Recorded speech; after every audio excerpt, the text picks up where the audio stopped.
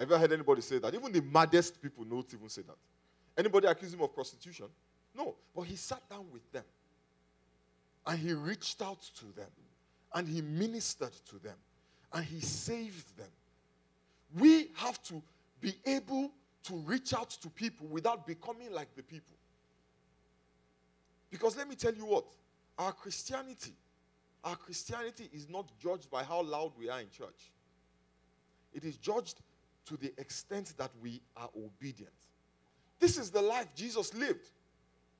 And if we want to live that life, this is what we must do. This is what must be our primary focus. This is what God has anointed you to do, my brothers and sisters. And when you can key into it, when you can locate it, accept it, embrace it, and live it, you will not only find, I've been talking about purpose and how if you find purpose, it will elevate you. But you will also find the answers to all your prayers. So this morning, we're going to live like Jesus lived. Amen? This morning, we're going to preach to a bunch of folks. Not the folks who are here this morning, because I just preached to them.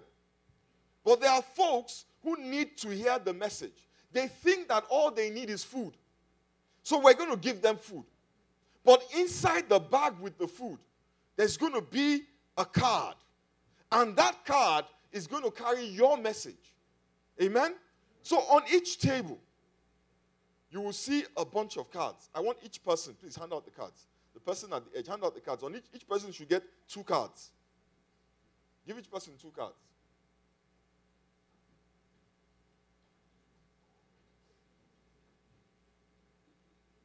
Do you have your 2 cards? Okay, you guys are not on the table yet. Don't worry. If you're sitting, yeah.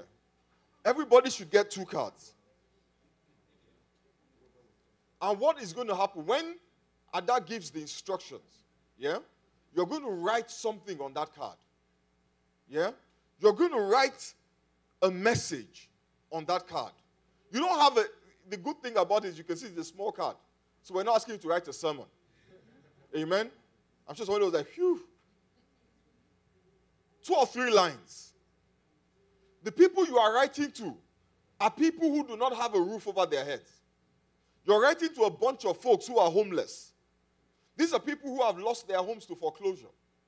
These are people who have been evicted from their apartments because they couldn't pay their rent. These are people whose life has just been so hard that they find themselves sometimes through their own fault, but sometimes through no fault of theirs. They find themselves in a position where they are homeless. I doubt if these are happy folks. I doubt if you can describe them as joyous. But food is not the solution to their problems. They will eat the food, and many of them will still be homeless and unhappy. What they need is hope. What they need is Christ. And the hope that Christ offers. Hope that is guaranteed only in Christ. Hope that says that even though times are tough today, tomorrow will be better. Even though the night is dark, the dawn will be brighter. That is just all you need to write. Something to encourage somebody. And when you are done, when you write this message that will warm their hearts, tell them, I will be praying for you. Tell them not to despair. Tell them that God loves them. And if they will reach out to him, he will answer them. You don't have to use my exact words. And when you're done, please sign your name. Because we don't want them to think a machine churned it out. Sign your name, your first name, not your last name. And definitely not your social security number, please. Write your name. And put our phone number. Can we have the church number? How are you? Please put the 314 number. Put the 314 number on the screen. And when you're done, write the 314 number at the bottom. They're going to put the number on the screen. Yes, my number. So that if they want to talk to somebody after your heartwarming message, there will be a voice on the other line. And I promise you, listen to me, it's important. I promise you that the time you spend this morning on someone else will be like a seed that will bear tremendous fruit in their lives, but also in your life. But before we go on, and this is very important for those of us that are here, if you're not yet born again, I want you to know, no matter how many boxes of food you pack, no matter how sweet and beautiful the words you put in the bag is, it is meaningless. God does not see it. It may make you feel better. You may feel like, oh, I've done something good today. But do you know what the Bible says? You are still the enemy of God. This will not appease him. So today, if you want to move from being God's enemy to God's friend, if you do not want to be on the opposite side of God, if you don't want God to be against you, if you want the life that Christ offers you, and you want your good deeds and your acts of charity to count, if you want it to mean something not just on earth but in heaven, then I want you to bow your head with me for a moment and say this prayer with me. While the rest of us who have already said this prayer in times past, all of us, stop writing. Stop writing and bow your heads and pray.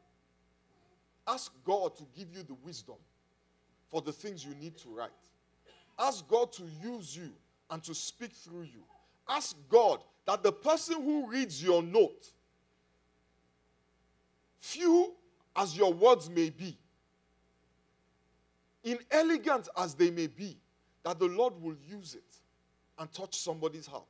That this food that you pack today, that as they eat it, they will not just eat food, but they will be drawn to God through your act of kindness in providing and packing this food.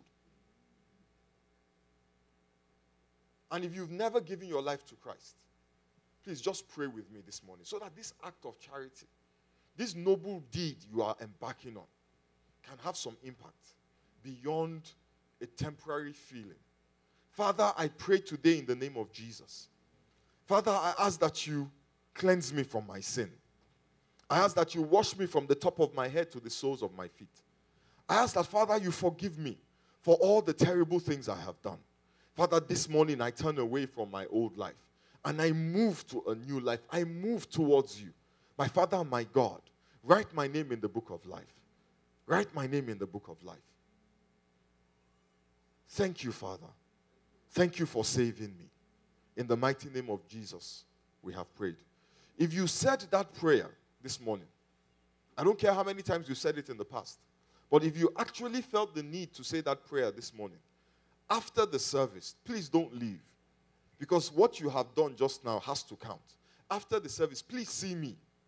No matter what I am doing, no matter who I'm talking to, tap me on the shoulder and say, Pastor, I prayed that prayer this morning. Amen? And the reason why I want to do that is that I want to take down your name so that I can pray for you every single day as long as I'm alive or until our Lord and Savior shall return. And I don't make that promise lightly. Amen. Ada.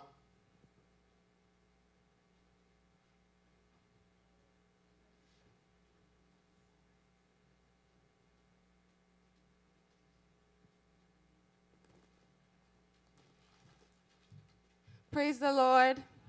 Praise the Lord. Some excitement. Hallelujah. We're doing a great service for people today, and I want everybody to be excited.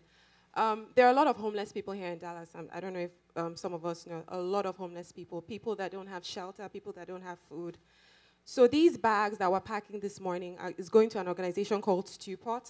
So it's specifically going to homeless people that do not have access to Stewpot. Stewpot caters to homeless. It gives people food and shelter. But then again, they're overwhelmed because there are some people that they can't even cater for. So these bags are going to those people that cannot get food or shelter from Stewpot. It's very easy. So everybody on the tables, we have all the items laid out, so it's going to be easy for you to pack. So what I want everyone to do is put each item, one of each item is going into the Ziploc bag. So every person is expected to pack at least 2 bags. So I don't know if everybody has finished writing their notes. You write a note, and then you put it into the Ziploc bag, and then every item, one of each item, is going into the bag. So if you're sitting behind a table, I want you to please stand up. You're going to turn your chair to the other side so you can face the table.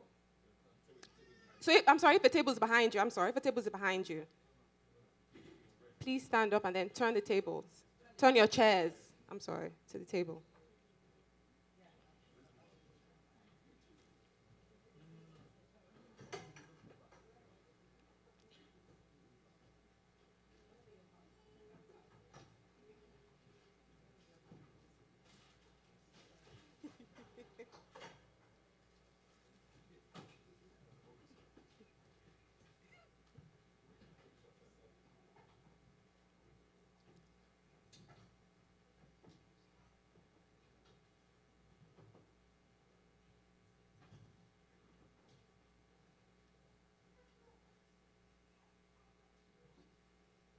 Okay, by each row in the middle aisle, there's going to be someone from community outreach standing. So if you have any questions, if you're confused about anything, they will help you. Community outreach, please raise your hands, wave. Okay, they're just right there. So if you have any questions or anything, they'll help you. Please remember to pray over the notes and sign your name at the bottom. And